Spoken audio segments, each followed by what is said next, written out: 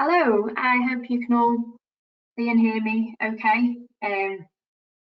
So my name is Sophie. I'm the Wills Administrator at BMA Law. So I deal with all the wills queries and lasting powers of attorney and everything relating to that. And we've organised this webinar for you today to provide a bit of information in terms of what that might look like, who needs to be considering a will at what point in your life, and what a will consists of once you've started down that journey and made the initial inquiry.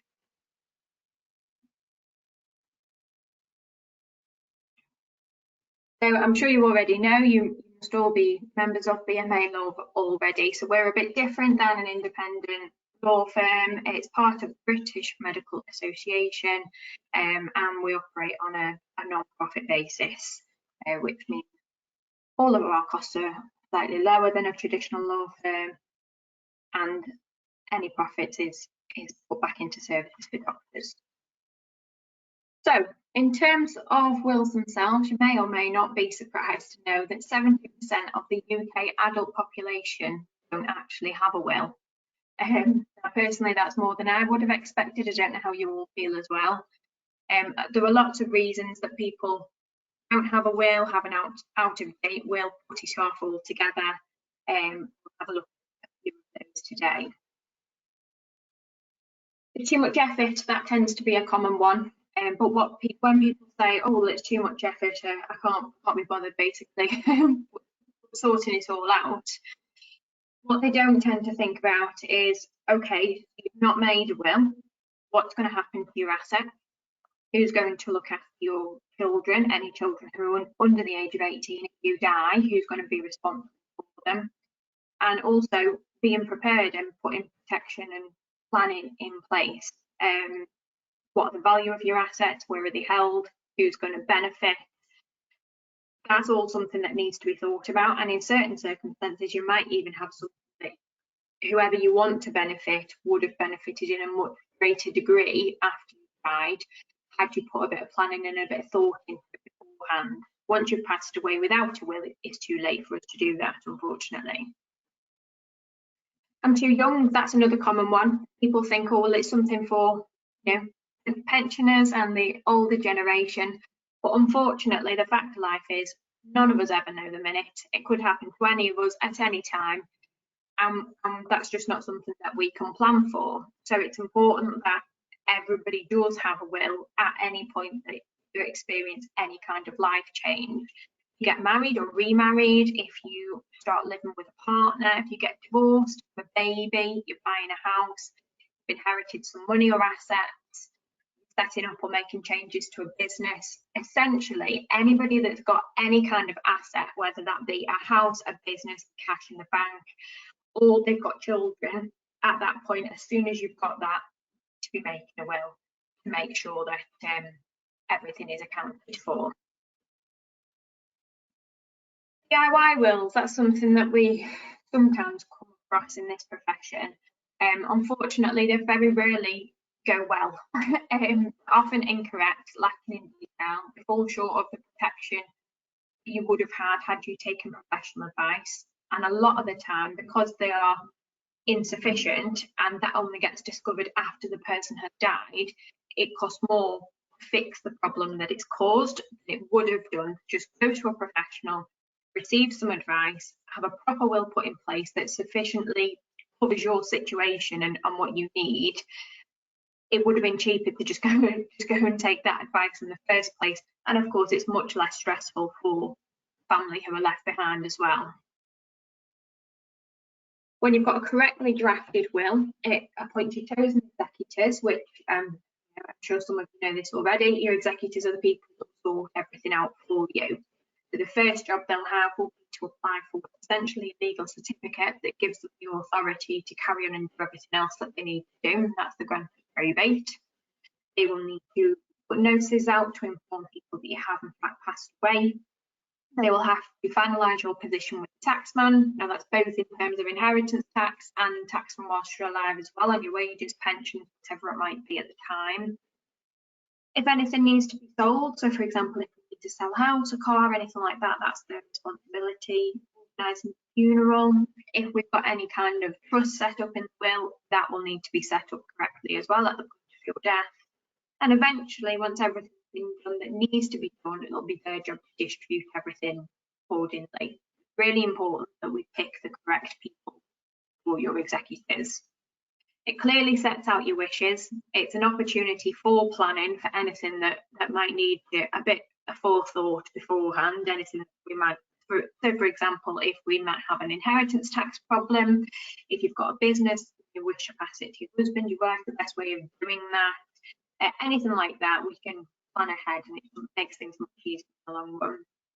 And because of that, it can reduce or eliminate disputes after you've died, because everybody knows exactly where they stand, exactly what's to happen, and how it's all to go. Frequently asked questions that we get. One of them is, so what happens if I don't make a will? Well, in that instance, it's classed as dying intestate, so the intestacy rules apply. We've still got to go through the probate process, apply for the grant, but we've got no control over who applies for the grant, whereas by making a will, you're dictating who will be responsible for that. You don't get any opportunity to set out any personal wishes or legacies or funeral wishes or anything like that. And there's a wide pool of beneficiaries on intestacy. Now, that may or may not be people that you would want to inherit from your assets and benefit from those in the long run, but unfortunately there's no control. You've got a family member who you've not spoken to for 30 years, then they still fall into the same category as ones you speak to on a daily basis. So because of that, your assets, your house, money, whatever you've got that you've worked hard for throughout your life, can end up with distant relatives or even sometimes people you don't even know at all. The benefits of a will: it gives you peace of mind. It sets out a clear expression of your wishes, and even those complex structures, we can make sure that where they are required, they're tied in and used accordingly. And you can appoint the executors and the guardians that you want. As I say, that's particularly important if you have got young children. If you haven't got a will, or you have not got a will that you haven't appointed guardians in, and both parents with parental responsibility were to pass away whilst they're still a minor, then at that point, who takes care of those children? It becomes the responsibility of social services. So again, it's a case where you've got no say in it at all, unfortunately. By appointing a certain person or people in your will to take over the care for them, it gives you a bit of control as to who it is that you look after your children, which, for the majority of people, that's one of the most important things. Something else that we need to consider when we're sorting out your affairs and things like that, is a separate document, the lasting power of attorney. Now, as doctors, I'm sure you've heard of the one that relates to the health side of things, but you may or may not know there's two separate types. One covers your health and welfare, so operations, medication, medical treatment, care homes, everything like that. And the other one covers your property and finances. Now, if you are in a situation where you are no longer able to make decisions by yourself, you've lost capacity completely, or even temporarily, and you've not got anything like this in place, then in terms of the financial side of things, then everything will be frozen. Now, that would include any direct debits or standing orders or whatever it is you've got set up as well. Basically, nothing will come in and nothing will go out. In terms of the health side of things, as we said, operations, medication, hospital treatment, anything like that, that will be up to the responsibility of the medical staff, as I'm sure you know. And if ever we get as far as you need that full-time care, you've got to go into a home, then at that point, if you can't be making that decision by yourself, then you become the responsibility of the local authority. It would be social services who decide, first and foremost, whether you go into a home at all. If you do, which one you go into. Once you're there, if you stay, and again, the treatment you receive whilst you are there. It would be social services who be making those decisions for you. Now, that's the position you're in if you haven't got anything in place. For the majority of people, that's not a position that they want to be in. They much prefer family, children, spouses, whoever it might be, to be the ones making that call for them. The way that we do that is by putting a document in place called the lasting power of attorney. Both of those documents essentially moves the authority over from hospital staff, local authority, whoever it might be in that situation, to the person or people that you've chosen for yourself. Now, arguably, a lot of people consider this to be just as important, if not more important, than your will, because of course your will kicks in only after you've died, whereas this is regarding what's going to happen to you whilst you're still alive. So the effect of it impacts your own life much more, arguably. But a lot of the time it is overlooked until it's too late for us to do anything, unfortunately. I couldn't even tell you the amount of calls that I get of, something terrible's happened to her, she's had an accident, can I put a lasting power of attorney in place for her now? And I have to say, I'm really sorry, no, you can't. It's too late for us to do that now, because it has to be done whilst you've got capacity. And my advice is always, the sooner the better. Once you've done it, that's it. We can put it away, forget about it, and that's the end of that until we come to a time that we actually need it, at which point that's fine, it's just ready and waiting for you. Whereas if we do get to the stage where it's a bit questionable in terms of whether you've got capacity or you definitely haven't got capacity at all, it becomes much more complicated in terms of we've got to get an assessment. If you haven't got capacity, then we can't put this in place for you. So my advice is always the sooner the better when it comes to this.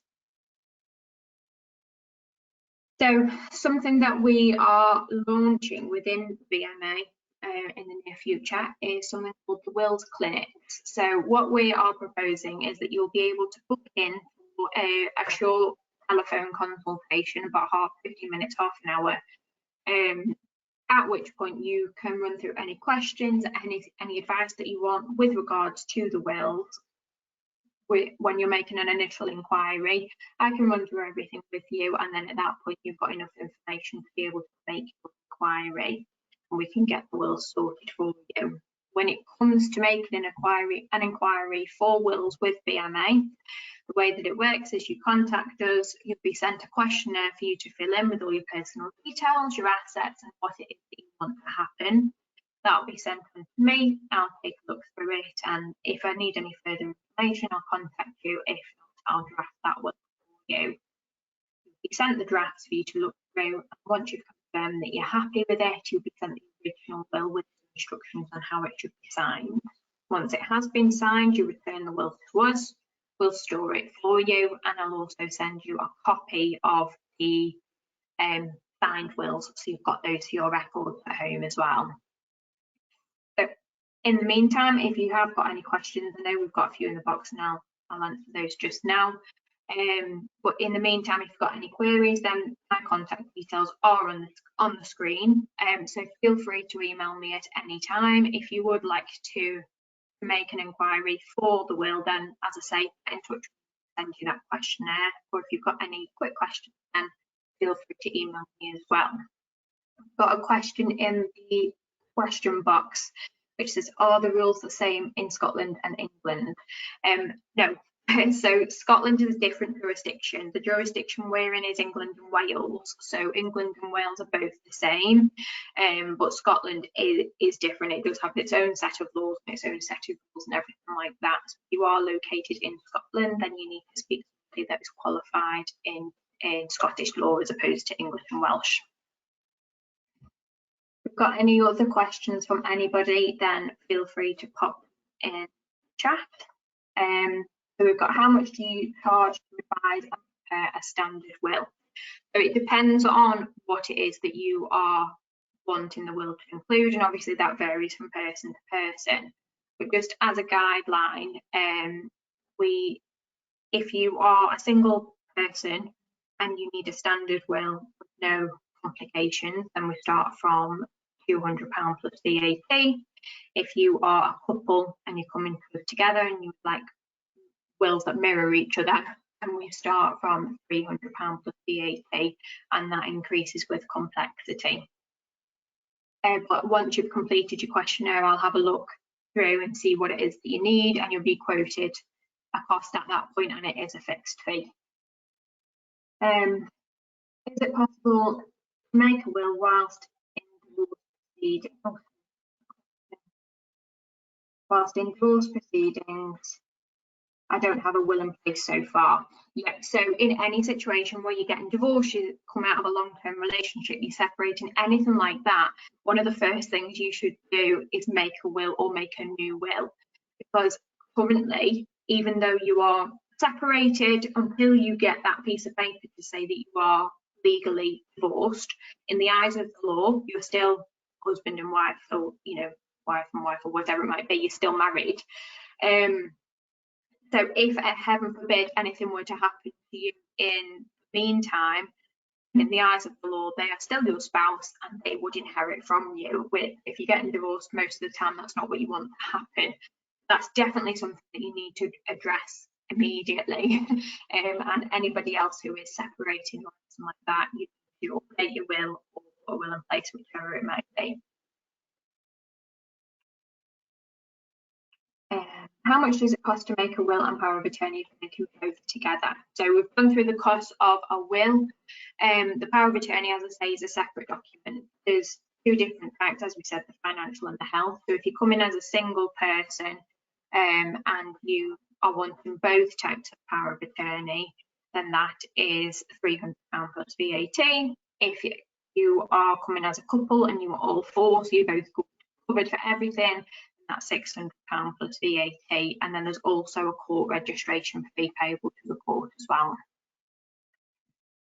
Somebody said, what is a grant? So when I refer to the grant, I mean after a person has died, we talked about how there's essentially a legal certificate that you've got to apply for to give the executors the authority to carry on everything else that they need to do.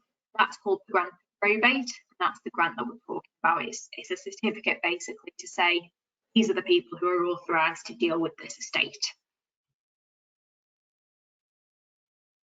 Is there a wills administrator for BMA Scotland?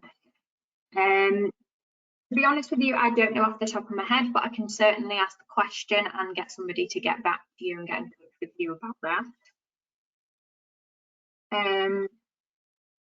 Are you able to do a will for a member and a spouse who isn't a member? Yes, as long as one of you is a BMA member, that's fine. Would I need a will if I have only one child who will automatically inherit from me anyway? Yeah, it would be advisable for you to have a will if you have got assets, essentially. So if you've got a house or money or anything like that, I would still recommend for you to make a will. Particularly if your child is a child, they're still a minor. And yes, absolutely, because we've also got the issue of guardians. Even just in terms of your assets, it's much better to have a will because for one, it's easier to deal with after you've passed away. And for two, if anybody were to question, if let's say, for example, you die without a will and everything goes to the child, and then somebody questions that and says that, that shouldn't be for whatever reason, we've got nothing to go off to say, well, actually, this is what, John wanted because that's what he said. We've got nothing that says that at all. It's just under the law, which obviously you've no control over. So it will be much easier to challenge the estate. Whereas if we've got a will from you saying, I want everything to go to my daughter and guardians of this and whatever else we include, then we've got that signed by you and it's clear that they are your wishes. So it's much easier to rely on it.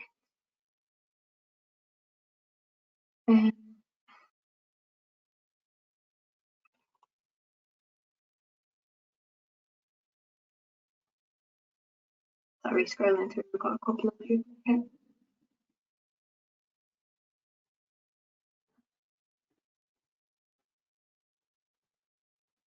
Who can be the executor of a will? So anybody can be an executor, but it's important that when we are appointing that person, we take consideration in terms of appointing the correct people. It's a big responsibility, it's a lot of work to deal with. Obviously everybody varies, but on average it takes around about 6 months to deal with an estate, and that's if there's no complications. So it is a big responsibility. We need to think about, do they have the time, the energy, the intellect to deal with that and cope with that. They've got a lot going on, young children, sometimes that's not appropriate.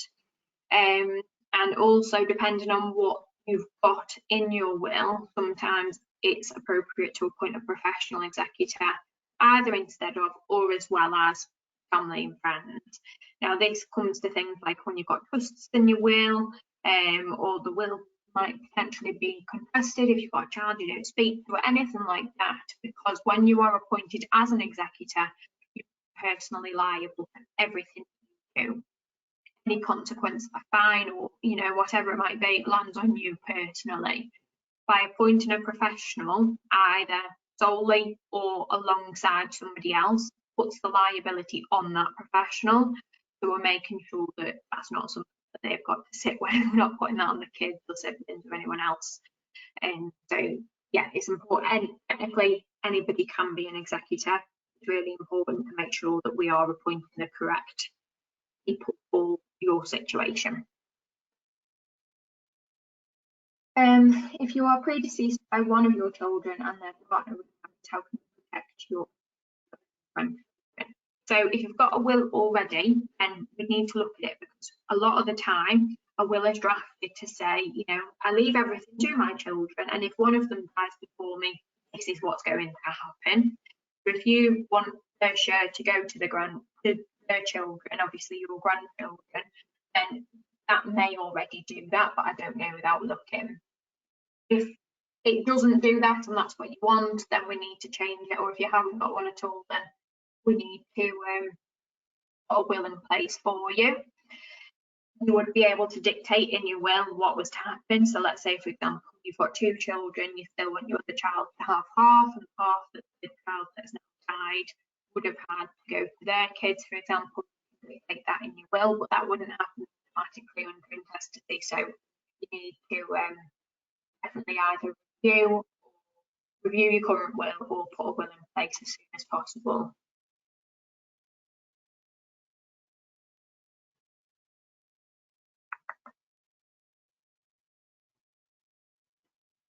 Sorry,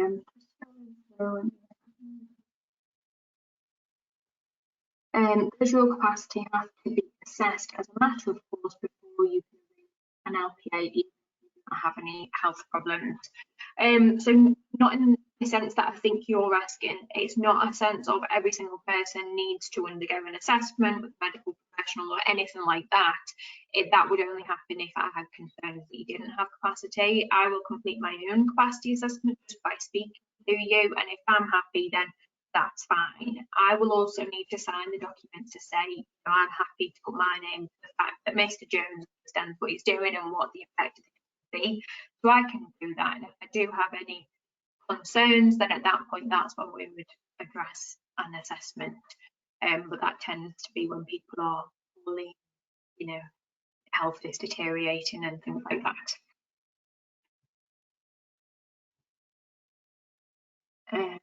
Somebody's asked, what about a will in trust? How is it different from a simple will? How is it advised? And is it advised to have a will in trust? I'm afraid that's an impossible question to answer, because I don't know anything about you, about your family, your circumstances, financial position, anything like that. And sometimes a trust is the best thing to do. Sometimes it's absolutely not appropriate, and something that I would definitely not recommend for my clients. In order to establish which category you fall into, I need to know a bit more about you. So if you were wanting to have a discussion about that, feel free to email me or complete the will questionnaire, and then I've got a bit of information about you and we can go through your different options.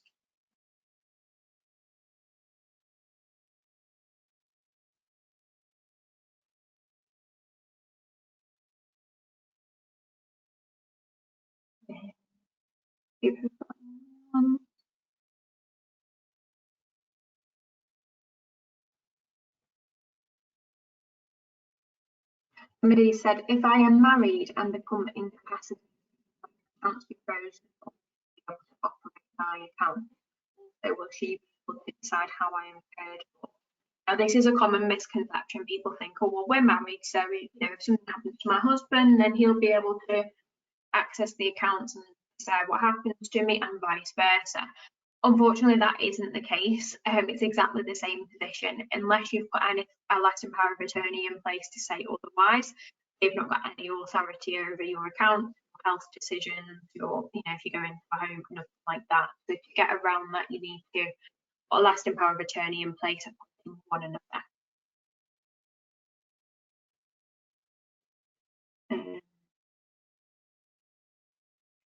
Somebody said, I have a will which states everything will go to my 2 sons. I got married since, but still want everything to go to my sons. Do I write a new will to that effect?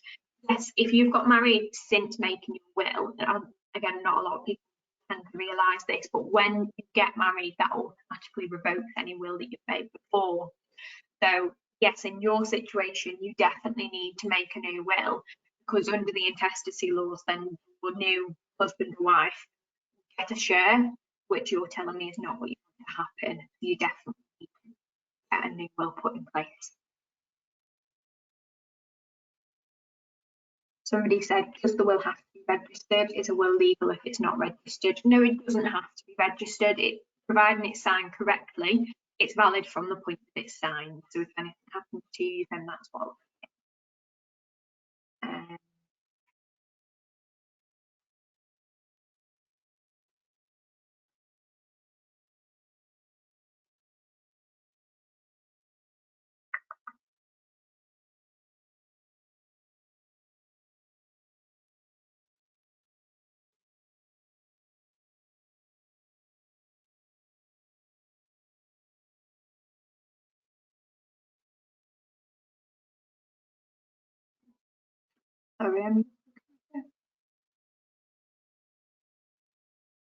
Somebody said, if you don't want to be kept alive and you have severe issues, can you put don't resuscitate in a power of attorney for health?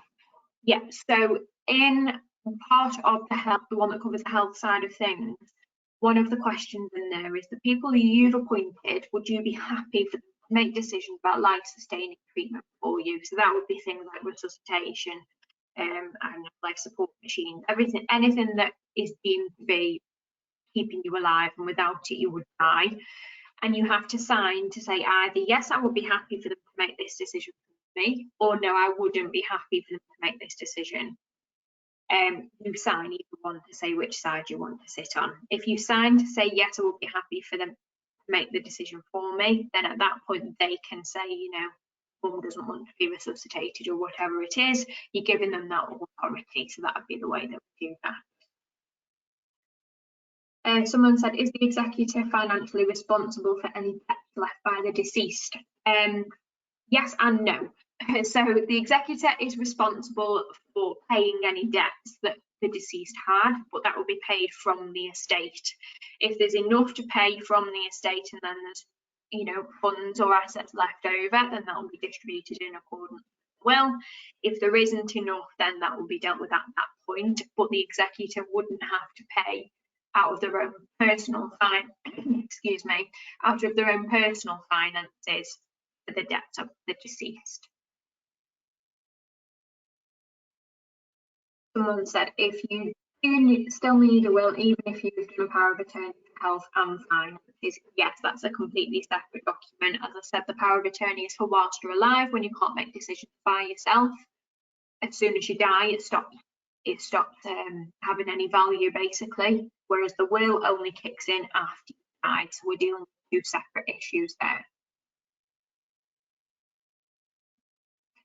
Someone said, if I die first, how can I be sure that my spouse does not alter the distribution of my assets to my children? So we could take care of that in various formats depending on which was most appropriate for you, but in a few different types of trust. So if you wanted to get in touch with me, we can have a chat about which one's most appropriate for you. By leaving it in the form of a trust, you can make sure that your spouse is cared for during their lifetime. But if they then change their will, then anything yours is still to go to your children.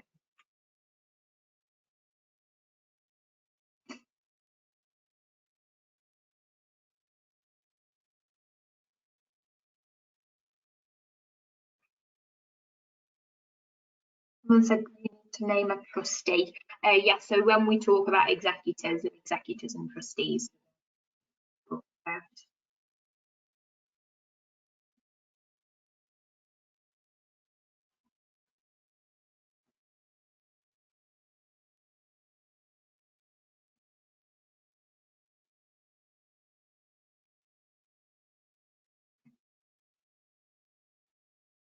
Someone said if you appoint 3 attorneys, example, both you and your husband, does the power of attorney have to be totally drafted by a solicitor, or can you just fulfill the duties of the original document? So both of those options are entirely possible. It depends how the document was drafted originally. So I would need to see it to be able to confirm. Potentially yes, and if it's drafted in the way that means the kids can't carry on using that document, then we'd need to draft another for you, but I'd need to look at it to confirm that for you.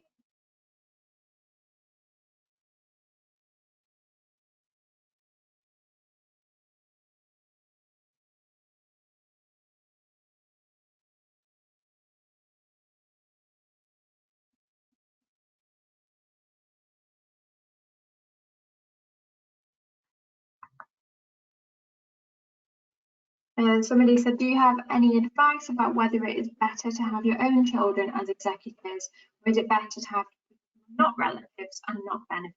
Is it better to go generation down? So I find that a lot of my clients tend to go for a mixture of two, between children and somebody who's independent. So that might be somebody outside of the family who is, I don't know, a family friend or something like that, or also a professional, because a lot of the time that, you know, a professional is somebody who's not involved in the family dynamic at all, don't know you in that personal capacity.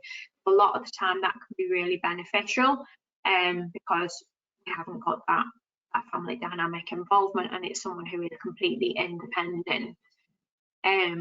But at the end of the day, it's what is most appropriate for you and your circumstances. But yeah, that is a fairly common option to go for.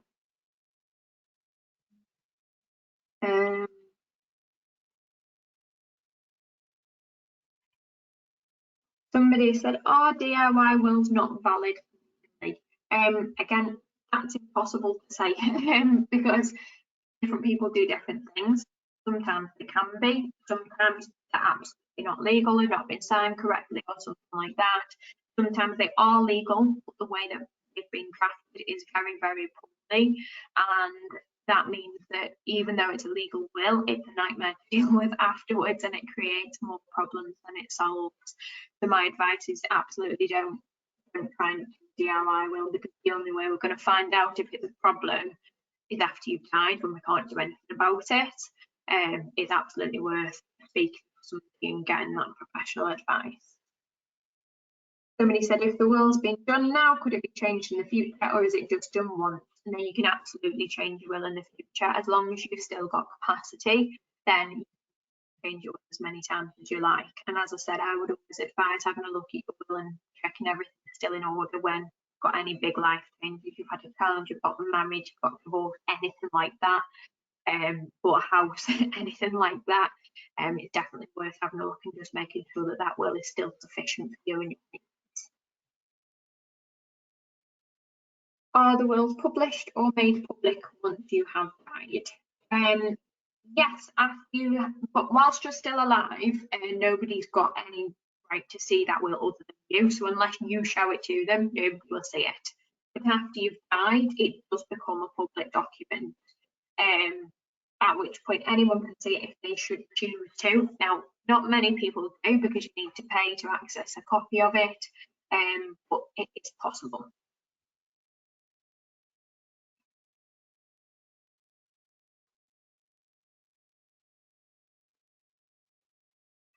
So someone said, I made a will before I was married, which explicitly states what is to happen after my marriage. I knew we were getting married, and when we made the will, is this will still revoked now I am married, or does it stand? So what it sounds like you've got is a clause in your will that says, I intend to marry John Smith, and my marriage to John Smith does not revoke this will. If that sounds like something that you've got, then that will is made in contemplation of marriage. So no, your will won't be revoked.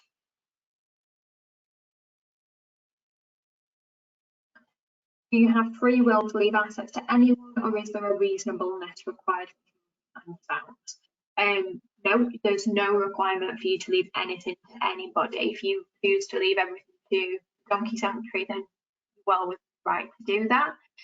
All you need to do is be aware that they might expect you to leave them something. Doesn't mean you need to leave them something, but just you need to have that understanding. But no, you're completely free to do whatever you like with it.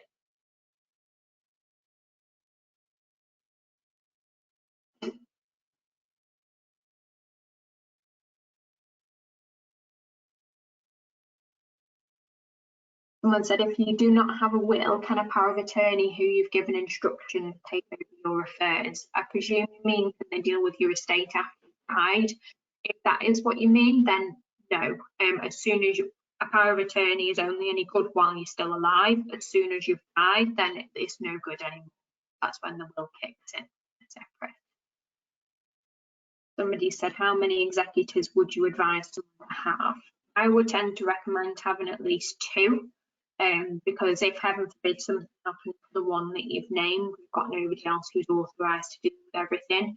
And also, if there are any kind of trust or assets going to children under 18, then we need at least 2 executors and trustees to deal with that. So it's much easier to just have 2 to start with. The maximum amount of people who can apply for the grant of probate is 4. So I'd say between 2 and 4.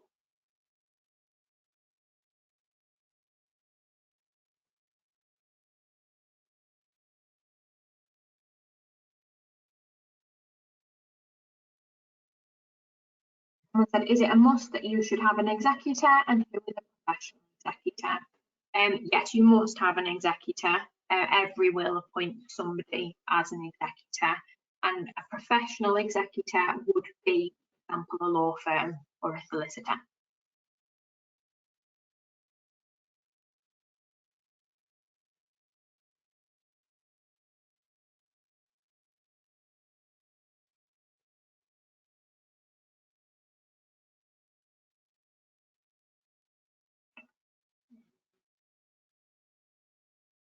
Can your lasting power of attorney change your will? No, your attorneys don't have any authority to change your will at all. Someone said, if you name more than one executor, would they all be required to execute your will? Yes, if they so choose to act. If they don't wish to act, then they'll be required to step down after you've died.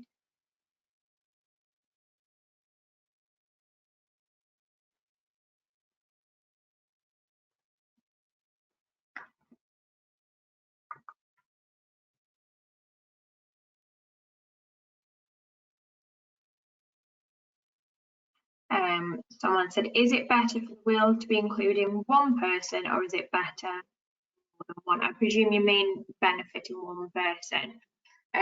If you have got a small circle of people that you wish to benefit like that, like it's all just going to one beneficiary, and that's absolutely fine. You're well within your rights to do that. But what I would recommend is also having essentially a backup, just to say if something also happens to this person who I've named, then in that event, this is what to happen instead.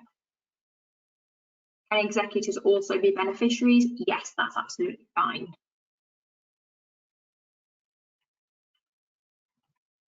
I think we've gotten through all of our questions now, so unless anybody has anything else, and as I say, my contact,